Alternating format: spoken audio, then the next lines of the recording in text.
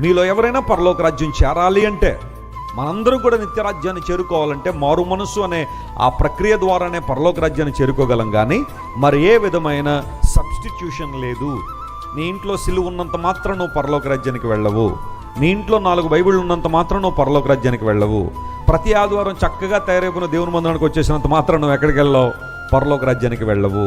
లేదంటే దేవుని కొరకు అంతో ఇంతో కానుకలు ఇచ్చుకుంటున్నామండి, ఆ కానుకలను చూసైనా కుమార్తె నాకు బాగా కానుకలు ఎత్తుంది, అందరూ బట్టి పరలోక రాజ్యంలో మంచి ప్లేస్ అరేంజ్ చేయండి అని దేవుడు అంటాడని అనుకుంటే అది కూడా పొరపాటే. ఎందుకంటే నీ కానుకలతో ఎప్పుడు కూడా నువ్వు పరలోక రాజ్యాన్ని కొనుక్కోలేవు.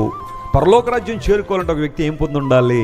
మారు మనసు పొంది ఉండాలి. ఒకడు కొత్తగా జన్మించితేనే కానీ వాడు దేవుని రాజ్యాన్ని చూడలేడు. చేరడం సంగతి అలా పెట్టండి, కనీసం చూడను కూడా నువ్వు చూడలేవట. ఎందుకోసం?